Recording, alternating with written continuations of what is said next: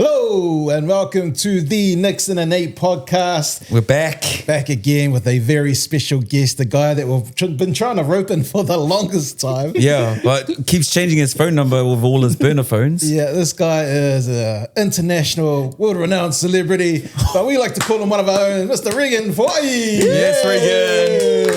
Good to have you here, mates. Man, grateful to be here, guys. Thank you very much for having me on the show. Straight good. up. How come you didn't want to reply to my messages? Because you weren't a hot girl. Wait, are you saying? Hey, hot guys too, come on, man. Fuck, you call him ugly. What a way to start. What a way to start. Yeah, Nate's been trying to holler at me to get me on the show for a long time now. And What's been the issue? What's wrong, man? What's wrong? I told Louis once upon a time, I was like, oh man, Nate's hitting me up to come on the podcast. And I was like, I don't really have anything to talk about. Because we've had all your other co-hosts. We've had Improvise, we had Gabby. And you were acting like a real diva. Bruh. I'm trying to hold off for a little bit. But I think I was just sitting there thinking, man, what, trying to bring something valuable to your guys' mean show. That's why. And I was like, oh man. The other reason was your other show was at MediaWorks, and I was like, now there's a bit of freedom now. There we go. Yeah. There's the answer. All right, I'm back now. There's the answer. I'm sorry too if you're watching this on YouTube. Shout out to all the subscribers that have jumped on board, man. Really appreciate you being part of the community. But apologies for the window cleaner that's behind us at the moment. He's coming up asking for $100 bills up here and getting it washed, man. It's gonna be good. Man, these green screens are next level. What's been happening though since we haven't caught up in a long time? Oh man, I mean that's the funny part, is that on the show, you guys have been to Niu twice, and I've interviewed you guys. It's kind of full circle coming on the show and getting interviewed on this end. Not too much on my end actually. That's what I was saying. I've been living quite a boring life as of lately. Nothing too much crazy going on my side. Yeah. Well, even if that's not happening, we're just big fans of yours. Yeah. You've been in this game for a very long time. Yeah. Out here just mucking around. But it's paying. That's what I'm really grateful about, is that through the power of social media and being online in it has really opened a lot of doors for me, man. Yeah. It's been really cool, and hella grateful for opportunities like this. I always find it funny because even this being a full circle moment as well, these guys wouldn't even remember this, but these guys were looking for your third once upon a time back in the days, and our third co-host. Yeah, it would have been Lily Lily ended up getting their job. I auditioned for their job once upon a time, bro. How come we never saw your tape? I think did. he did. See, Nate does remember. What'd you do with it? When I put my audition up? Man, the funny part about it, man, because I thought I was the bee's knees, bro. This is when I was on Twitter, and I was a freaking menace on Twitter, man. And so I did an audition for for the third seat, and the first thing I did is I ended up mocking both of you guys, and I mean that just wasn't it. I was like, nah, don't do that. And then I ended up it wasn't Nate who I saw give the feedback from. It was one of my mates. It's like, bro, did you see Nate, bro? He said that was dry. Bro, I was like, damn. We need to go back into the archives and find that tape. Bro, honestly, don't look at it. Don't find it. I'm going to find that tape. It goes even way back before then. Okay? Because, Because you guys were both menaces on Twitter back in the day. So when I was at Niu FM, you'd already left at that point. And I think it wasn't until I left Niu FM, there was this Facebook group called the Niu FM Regulators. And these guys were just fans of Niu FM. Yeah. And when I left, bro, it was like I fucking burned someone's flag down, because everyone was just going in on me saying, I'm afraid, I'm a fraud. A fraud. All these nasty things I won't say on here. And I was like, wow. And was he championing Bro, those? he was Or was he the one sparking he it? was leading the charge. Oh, bro. And I always told myself, I'll remember this. Yeah. I'll remember this moment. So when this tape came across my screen, I went, How the tables have turned. well. Looky who we have here. But I didn't even get a call back or nothing. I was just sitting on here. I'm going, oh man, they already made all the picks. See, it's because of things like that. That's why I get the reputation of being a gatekeeper. Full circle moment to be here yapping with each other today. No, but it's funny because I had this thing where I was like, man, I told my mates, if anyone sees this guy, rush him. Man. Oh man. Starting a fan page for a radio station is wild, man. Did you create that? I think when I got into I started listening to Niu FM. I don't know how I got kind of introduced to it, but I think it was Bossman Louis who, he had like a game that would play like at 9 o'clock at night. It's called the Top 5. And it would be like the subject of whatever it is. And this was when Facebook was like pumping. So everybody would like wait for this topic to drop, and then everyone just goes in on the comments. It's like a massive ass thread of, so it's like the top 5 things Polynesians wouldn't say. And then we just go hundies in the chat. And I think that was kind of like the thing. I didn't even know that regulators was a real thing. Like the page was existing. And then one day I got an invite to this Illuminati kind of vibes club. And then, from then on, it was funny because that club, like they have events and all that stuff. They go karaoke together. And these are all just listeners of the radio station. Listeners, like hardcore listeners. And you got to be like actively listening in to be approached by these guys. That's what I'm saying. Like Illuminati. You know, they go into karaoke together, hooking up together. How the radio landscape's changed now, though. Now people are like, can't be fucked. But those are the good times. Those are the golden years of radio, where man, you could really get listeners involved. I think these days the internet's just ruined it. Yeah. Everyone's too accessible now. Yeah. Everyone's too busy. Yeah, and I think there's a lot of content online now. So like, bro, it's hard to kind of keep up with who's got what going on, really. So, yeah. Well, you would have seen it change heaps because... Yeah. What back in 2011 you started a meme page as well? Started South Auckland memes. This is when like memes was like hot back in the days. This is like picture memes. Like nowadays it's like seen as video, audio kind of memes now. But back then, man, it would be like everyone has it'll be like a photo of a bed in a living room, and it'll be like, oh, everyone knows that this is a Samoan living room or like an islander's living room or whatever.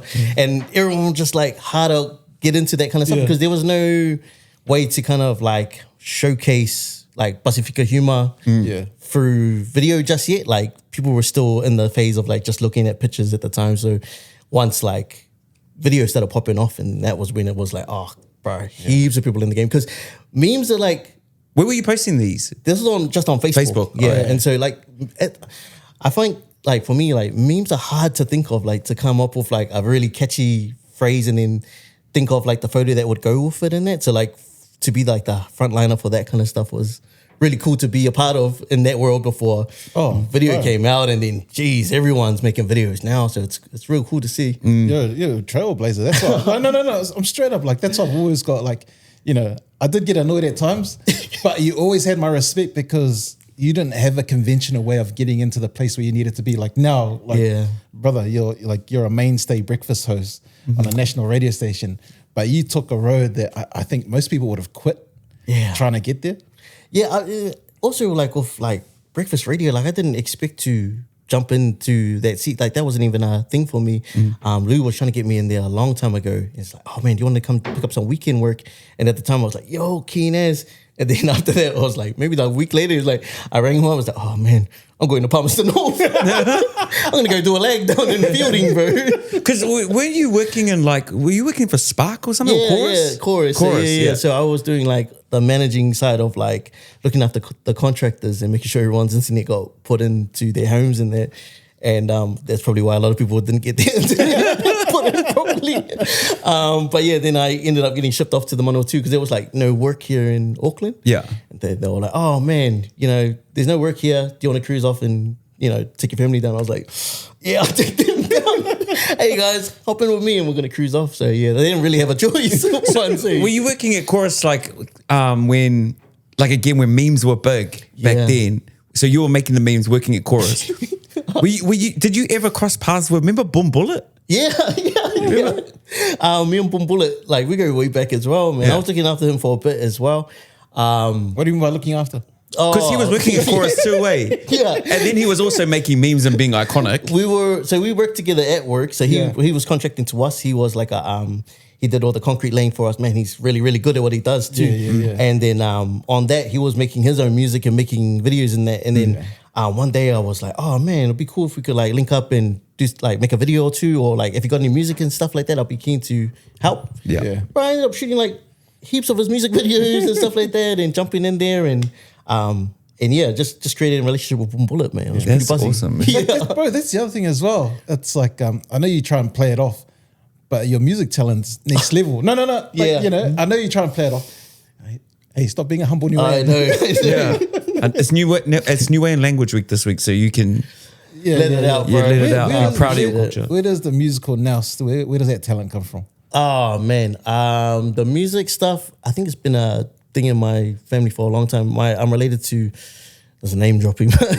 My family, Te Waka. Yeah. So, Sulata's my auntie. That's my dad's sister, and she did like Pate Pate, and obviously like Ope is my uncle, and Olivia Foa'i, who's like massive in the scene at the moment for like our generation of music. That's my second cousin. So Those guys put together so your family put together the soundtrack for one, right? Yeah, both times. So they did the first one and they just finished doing the second one. Man, that's so cool. Does it feel nice when you're at a family reunion? Like, I actually control the airwaves. You might make the music, but I'm the gatekeeper. The worst part is like when we're on air and we're like, oh man, it's Olivia Foa'i, and then Gabby's will be like, oh, that's the most talented Foa'i we have in this area. I'm like, damn. But yeah, it's cool to be from like a musical talented family like that, man. Yeah. It's cool, man. When you were working for Chorus, and then obviously the radio opportunities came, you were already, making a name for yourself with the memes. Yeah. I'm assuming the Chorus job would have paid quite well. Yeah. Man. So like, did you end up giving that up so then you could pursue the radio stuff?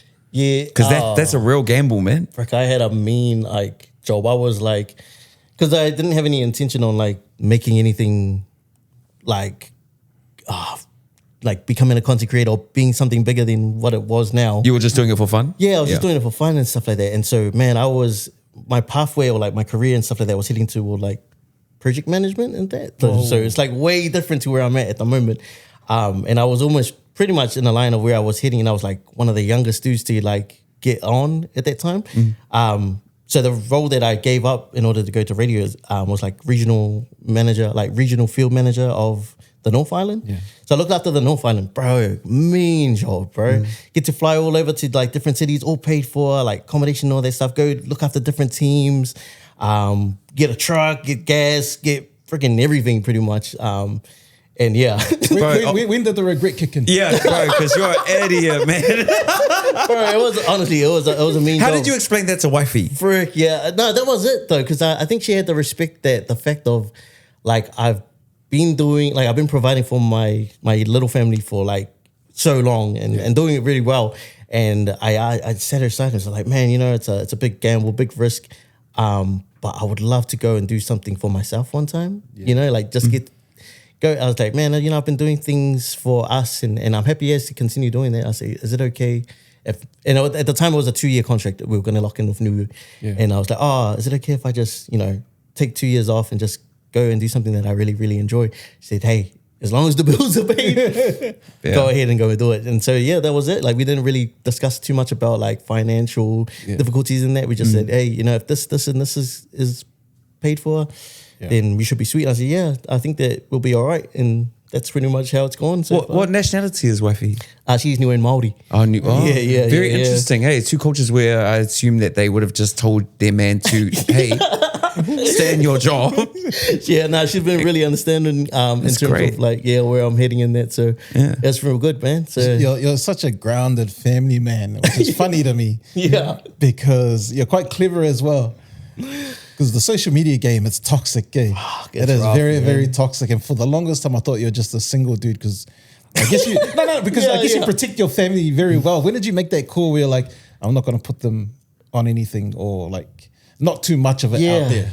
I think I made that call well before like...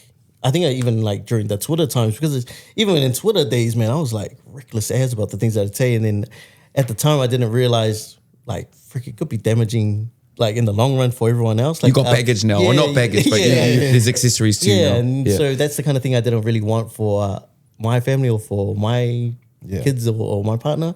So that's pretty much the time that I made that decision. And then like you're saying, Nate, bro, it can get rough out there. I've seen couples put their laundry out like it's nothing, and it's scary to see like how ugly it can get. And that's kind of like what I don't want for myself. Especially in the comment sections, eh? Man. Like TikTok now for me is like the new Twitter. Bro, it's ruthless. Bro, these days, like, and it's the worst part is like everyone can understand of like how to make burner accounts. Everyone's in there and everyone's got a right to say like, think that they have a right to say whatever they want. These days. So those burner accounts, they rough, bro. They really are. It's good because like you always like to see how people act when they think there's no consequences. You know, until we win lotto, we pay for hackers. We're pulling We start up. putting those bots out, and then after that, it's over. The amount of people hitting me up, hey, you know that your friend went to jail? I was like, yeah, I know that. But you don't have to remind me on a public forum, man. Oh, man, yeah, it can get me? rough. Yeah, you. Who else of my friends went to jail? Oh, damn, sure he's This guy acting surprised. Who else is there? Next like, wait, what mean is this? Man, talk to us about your Niu FM journey, breakfast radio, man. I mean, we've both done it. I still do it. You still do it. What's the feelings, man? Like, what's the journey been like? It's been mean. Like, yeah, there's been days when like you can't, like you don't want to do it. It sucks. But a majority of my like time on breakfast radio, it's been mean, man. I'm so grateful to be in a position like that. Like, you know, and I didn't realize like it's probably like over the like last year that I've realized like the seat that you sit in, like people are waiting in line for your time to wrap up so they can jump in there as well. And you don't realize like I used to think, oh man, you know, especially like Niu FM, because we're like underdogs at our spot. So like you think that not many people will want to come over to like come see us. But man, heaps of people are like preying on your downfall. No, they're not. But they're waiting for you. You know, they're waiting for your time to wrap up so they can jump in the seat, and which is fair. And to kind of like, I think I was talking to someone else the other day, and they were saying like what a blessing it is for me to like have jumped the queue. Like, you know, a lot of people go to radio school, and a lot of people Fail it. Yeah. Radio school is the biggest scam. Oh, yeah. Like, We always thought if we were going to do a scam, we should do a radio school. Radio classes or something like that. Sorry, unless you go to the radio school that our friends work out, those are. Oh, no, those are top shelf. The Those ones are- we yeah. went to doesn't exist anymore. Yeah, for obvious reasons. But yeah, man, being able to like jump the queue from people who've like, there's people who do street team and then you work your way up to before you get to. Well, people can't expect for things to fall into their place just because they wait. Yeah, It's not based on how long you wait. Yeah. You know, opportunities whisper, and if you're ready and people that are making the decisions think you're good enough, then you got to take your opportunity. We've seen heaps of guys that have been waiting for ages, and the opportunity came and they caked it. Yeah. Also, like, I'm a firm believer too that, you know, we shouldn't always reward loyalty. Oh, well. You know, but you know what I mean. No, loyalty in your relationship is important. In the workplace, man. How do you talk to them? That's why I've been cheating. No. Imagine talking to your wife. I didn't care if you're loyal. Sorry, I should have been more specific. Okay, relationship loyalty, very important.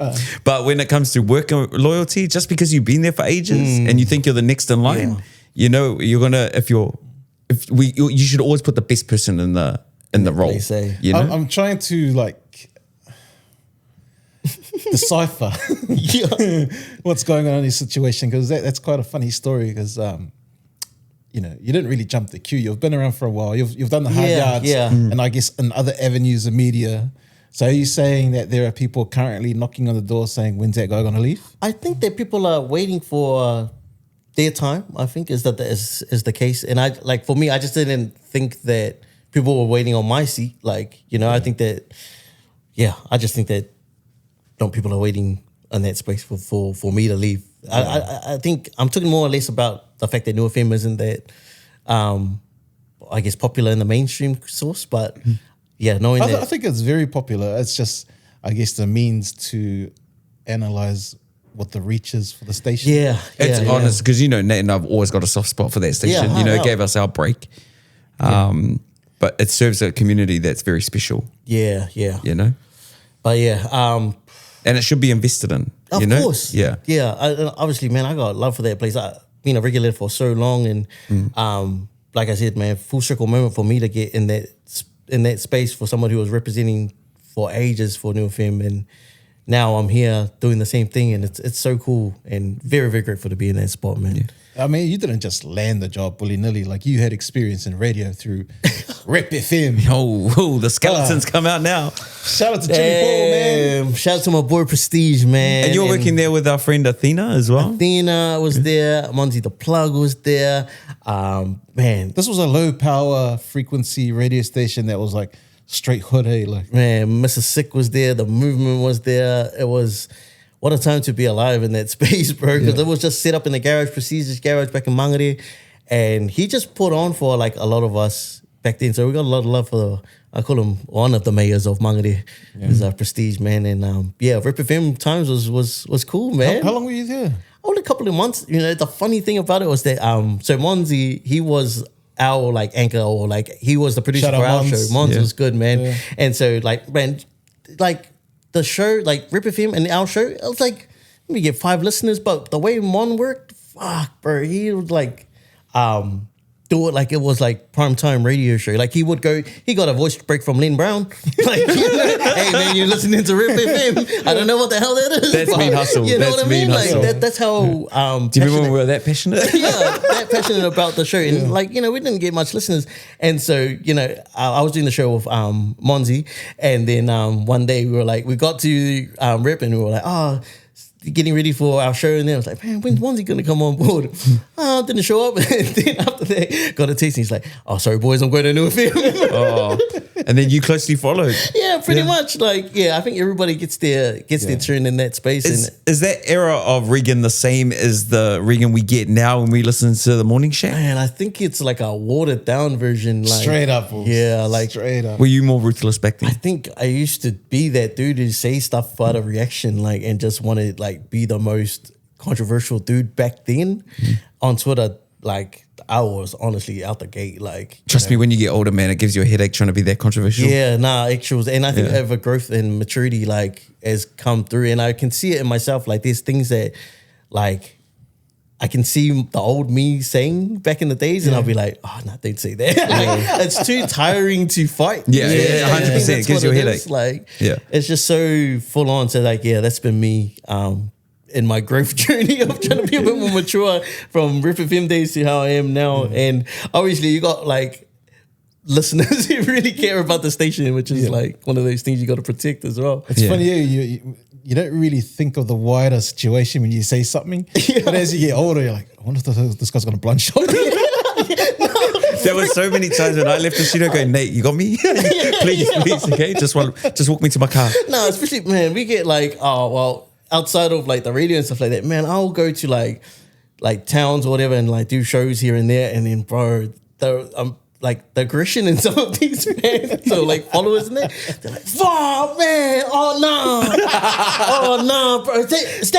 Oh!" And you're just like, you're not standing like this because you don't know whether you're gonna have a scrap or whether it's like you're gonna That's get the embraced. Waikato Manawa 2A. You guys are built different, man. Hell no, man. I used to hate guys, like, if we had to do like a nightclub event, and then I'd walk in and this guy, I was like, what the fuck you hugging my arm for? That's why I don't go out, man. I'm such a homebody Bro, now. move over there, man. Oh, bro, get in line, man. The amount of people that want to give me a hiding Yeah. is unreal. And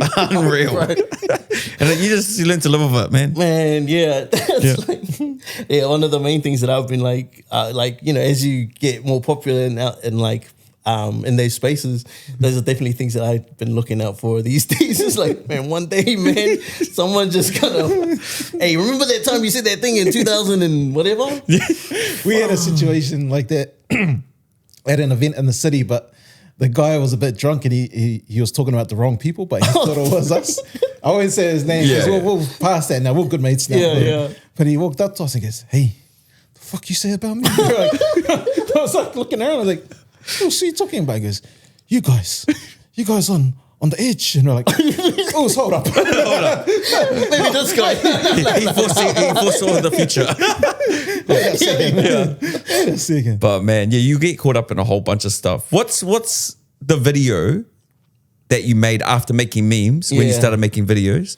That was the first one that really popped. Oh, freaking hell, man. I think it was that thing because, like, as I said, man, like I'm surfing the internet as I'm slowly, like, as I'm like continuing my life, right? So like I'm still going to work, still living a family life, but I'm still navigating through the internet in it. Yeah. And so after like I see like videos popping off, my first one that like really got some noise going is things that people on Niuean now do. I remember that. Man, bro, remember that Facebook group? Bro, that was it, man. Because like I said, like I'm surfing through the internet and navigating through it, and so Niuean now was like massive, Bro. yeah. And so like I think It nobody got shut down now, hey? Yeah, I think it's still there, but I haven't gone on there in ages. But I used to go in the comments and like roast people for a laugh. It'll be funny. But what people things that people say on now was like the first thing, and then I think it was like the first person to kind of like do a video in that sense of like I don't know, Like current relatable content. but also like down to earth, like what people like do, like normally, like us as islanders or Maoris, as like we're just online, just drinking, like just doing It was kind of innocent at the start. Yeah. But then it got to the point where people were doing their makeup and hair just in front of the camera. Man, but even like now it's got like memes for days or like just stories for days. There's that one where there's that lady and she's trying to get her husband to get into bed. She's like, I want to fuck you. Hurry up, get to bed. And this is online, man. This is on air. She's like, that's yuck to me, she's man. like, get into the room, like and his brother's like sitting next to him, and she's like, tell your brother I want to go in the room now. Guys, that's in the live, bro. But yeah, now is a pretty much a good space. That's where I got a lot of inspiration from as well. There's nothing better, bro. Our people have the best stories to tell. Hard out, man. Especially when they're like, and they can laugh at each other too. Had a few drinks in there as well, and just being able to tell that kind of story. I think like Jimmy Jackson would have been like one of the very first people to kind of like start making those kind of like popular comedy videos, and then I ended up just going a bit overboard. When did you start like linking up with people like Usgang and Tyrell? All those people. All the boys. Man, I think it was just like maybe like within the first year of like creating a following in that. Yeah. It's the thing. It's a game of like people find you online, so like you don't force it and go to them and say, hey, look at my new video I made, or like you just. Like you make you make a video and you hope that it'll get to the people who've got a bigger following. Yeah. And so that was kind of like my thing was like, make a video, and then slowly like the right people will find it, they will share it, and then it'll get the eyes on these people. When I got to like meet up with Terrell and I think the first person that I linked up with was Terrell and Jimmy were the like one of the first people that I ended up collabing with. And that was just through just randomness. Like these guys just found my video. I remember when I got hit up from Jimmy and he was like, come to Hamilton and let's make some videos in it. Bro, I was like, fuck, couldn't believe it. It was on a Wednesday, he hit me up. He's like, oh, can you come to Hamilton? I was living down in Fielding. And so I go, bro, what's that, like a 4 or 5 hour drive? Yeah. I was living down in Fielding. He's, bro, can you come up? And I said, bro, I went and booked my ticket that day. And I told him, Mrs. Jimmy's like telling me to come up. I'm going to go and do it because you don't want to miss the opportunity. 100%. Yeah. And so, I booked my flight and then I went up. Man. I was like, but that's the same thing was like, man, I was so like hungry back in the days to just meet up with people, like go make videos, fly up to Auckland. Did every opportunity hit? Yeah, I think not every opportunity was like worth. There's somewhere you're like, I can't believe I caught a flight to this shit. Yeah, Please don't post this. Please don't post this. I think in the long run, there was a TV show that I did and I flew up there, and in the long run, it wasn't worth like all the time and hassle that I took. I flew up there, shot it, and I flew back down that same day, and like it was full on. That was the first day that I met Oops. He'll like if you ever get him on, he might tell you this story. But we shot for this TV show, and then when I got back, and I was just like, this wasn't even really worth the trip. I think they paid us in prezi cards. Oh man! But even like I wasn't caring about the payment and stuff like that. I was just like keen to get on everything. Yeah. And like this is another full circle moment is like on my way up, like building up my following. That Nate hit me up one day for the podcast that he was running once upon a time as well. Running Straight. And I was like, bro, I was over the moon because like they had just left and he created this mean-ass podcast. Izzy was on it, Lance was on it, and I was like, frick, this guy is... also I was on it. Yeah, obviously. Nickson was on it with Jordan. And man, honestly, I think because at the time, like, podcasting was still like becoming a new thing. And what I saw was like possibly like I say all the time was like going to be the Joe Rogan of our era of here in New Zealand. Like when I saw that come out, and that was so like cool. And then Nate hits me up and he's like, oh, you want to jump on the poddy? Bro, I was like, gee, I will come up right now and fly on up. Didn't end up working out, but I was still grateful. You know why, eh? Yeah, of course, yeah. He went to camp. He went and did another podcast somewhere else, but yeah. But you know what, like one thing, and I say this respectfully too, your persona is so chill. Like you're so relaxed and like such a nice, loving guy, right? Every time I bump into you, it's so lovely, bro. Like great chats. But man, people don't see the drive and the hustle that you have as well.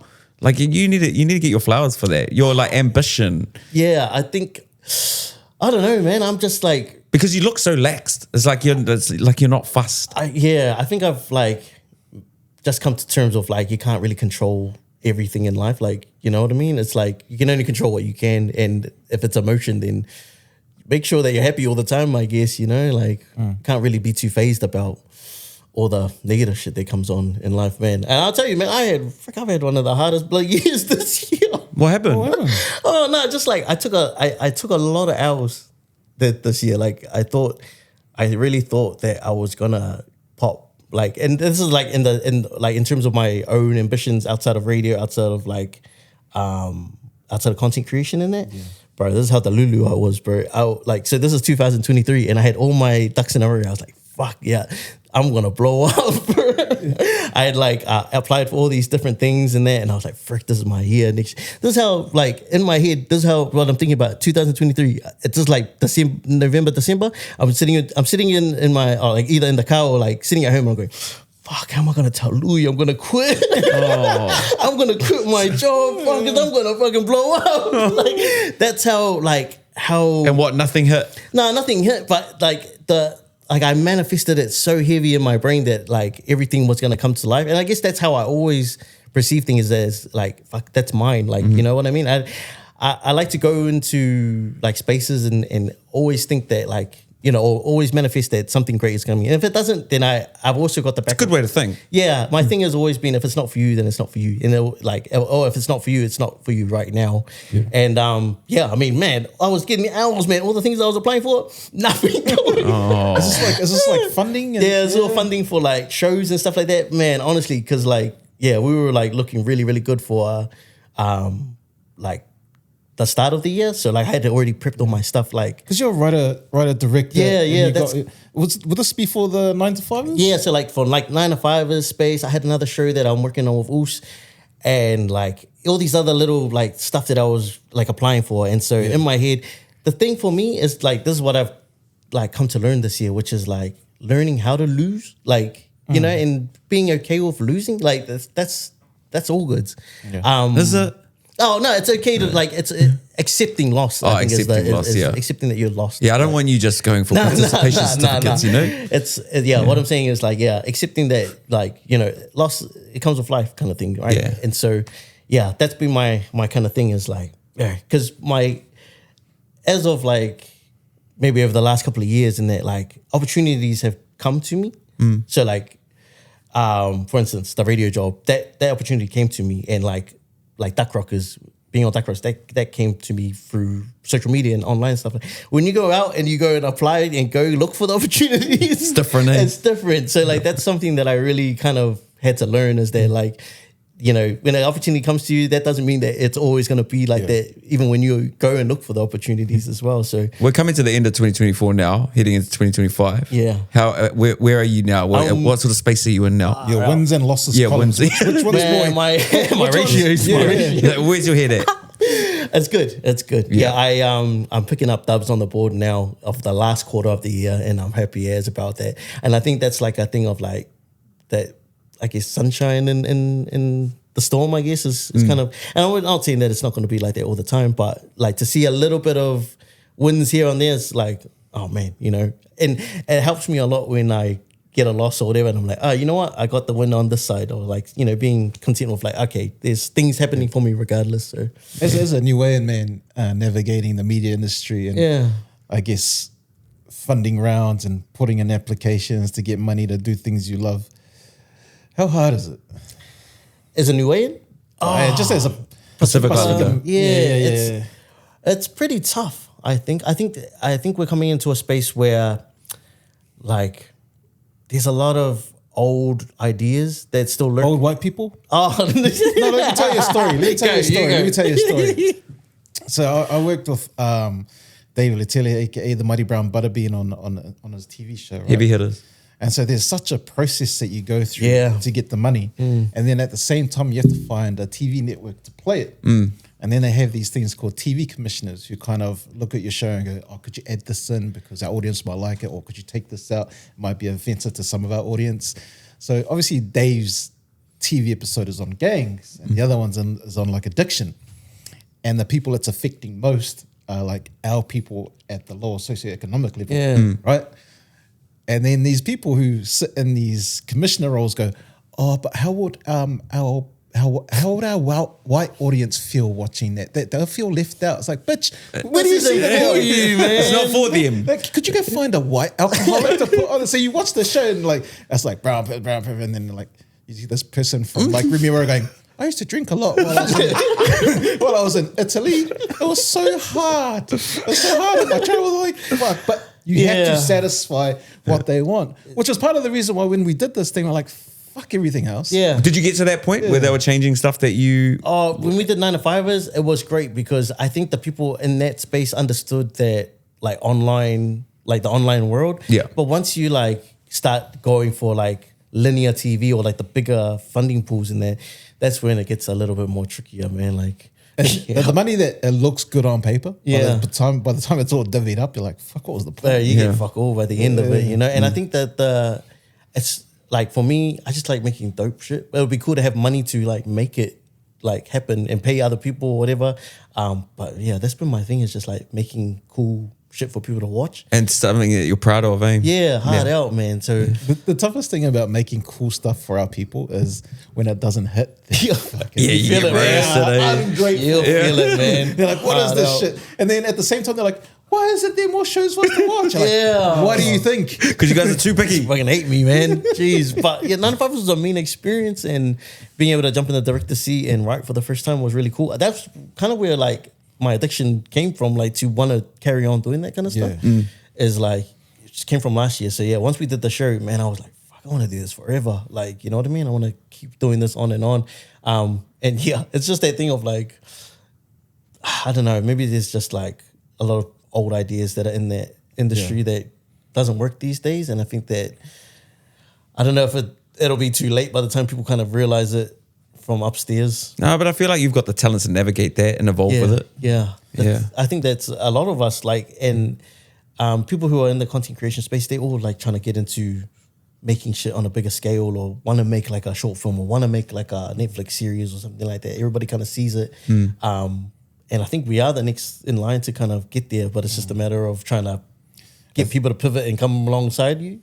Yeah. It's funny to, those big markets, they protect their income streams, right? So if you try and disrupt what they're doing, Facts, man. they'll shut you down at every angle. Bro, there's like big players that have been making shit for like ages, man. Like there's big massive production companies, like They don't make it because they like doing it. No. They make it because it keeps revenue, their right? revenue going, Revenue, you know? yeah, it's Hard income. out, man. And Like, they see surely- these brown guys come along, they're like, shut them down. Yeah, Don't give man. them a permit. And then there's only like a select few avenues of like spaces where we can create Pacifica content. Like, and then, yeah, just like, is there any other ways that we can go about doing it? Like, is only like, at the moment, there's only like one, which is Coconut for us. Yeah. Or just like, okay, cool. Is there any other space for us other than Coconut? Like, that's what that's where I'm at anyways. Well, best of luck, man. You're going to have to send the boys around. You know, I'm going to need to take a loan now. I'm going to take a massive tick out and just put it on tick, all right, guys? Man, it's funny because, you're basically the voice of Pacifica Radio at the moment. You got the breakfast show. It's such a wide audience. Yeah. Pacific Media Network is a monster. They got a lot of reach with a lot of great people on board. So you would have covered what happened yesterday in the Samoan community. Oh, yeah. I only bring it up. I was interested if Nate was going to bring this up or I not. was like, I feel I like told you that in the elevator. No, let's talk about it, man. no, because everything funnels through your show when it comes to our Yeah, Pacific yeah, community. And obviously, people go to you because of like that is the hub for Pacific people, the Niu FM breakfast show, morning check. As a Niuean breakfast host on a Pacifica station on Niuean Language Week, seeing someone's at it again. man. We're like, of all weeks, why the Niuean language week? Man, you know what, man? When Samoan language we come around, man, we'll start some dramas. We'll start some dramas, bro. No, well, you know what pisses me off is that, like, the running joke is, oh, here the Samoans go again, taking up space. It's like, well, then step up to the plate then. What do you have? What have you got to entertain us? The floor is yours. For a backstory though, for people who missed that, I don't know if you've missed it, you've probably been living under a rock. But that Breaking Waves podcast, talking about like humbleness, entitlement for New Zealand-born Samoans, especially the Afakasis. Yeah. How'd you guys navigate that on Niu FM?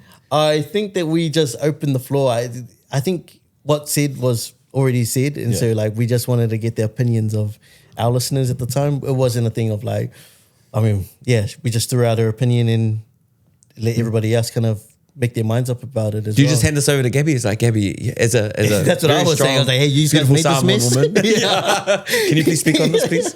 Yeah, but Gabs was really good about it, and I thought that was like really the way that she went about it was just like, you know, we're not going to drag Hannah on the show or anything like that. Like, you know, it's already a rough time on social media. We just want to throw it out there and see what you guys' thoughts are. And I thought I was really proud of Gabs because, you know, any other day, the old Gabs would have been like, yo, that's what I got to say. Yeah, you Call know? her in, let's go to the car park. And so, the way the Gabs handled it was, I told her after the show, I was like, man, you did really, really good on that space too. So. I reckon that's the most special part of Niu FM is that you can touch on things like that really connect with people. Yeah, because it's so people focused. Yeah, and especially when it comes from like realms where only Pacifica people can talk about those things. 100%. Like, yo, How did you talk about it on my film? I just got other Samoans to ring up and tell us the most humble thing that they're up to at the moment. Yeah. I just hope she's all good. Yeah, hard out. Because you know, we've been doing this for 20 years.